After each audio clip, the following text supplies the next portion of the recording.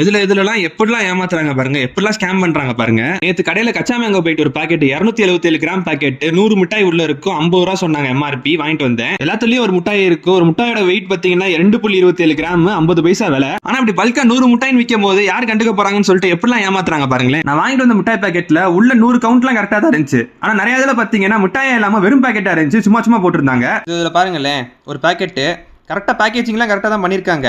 ஆனால் உள்ளே ஒன்றுமே இல்லைங்க, வெறும் காற்று மட்டும்தான் இருக்குது. பாக்கெட் பிரிக்க கூட இல்லை. உள்ளே பார்த்தீங்கன்னா மிட்டாய் இல்லை. அங்கே பாருங்களேன், ஒன்றுமே இல்லை, உள்ள வெறும் காற்று மட்டும்தான் இருக்குது.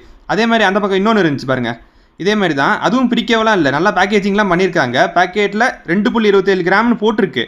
ஆனால் உள்ளே பாருங்கள் ஒன்றுமே இல்லை, வெறும் காற்று தான் இருக்குது. இங்கே பாருங்களேன், உங்கள் கண்ணு முன்னாடி பிரிக்கிறேன் பாருங்கள்.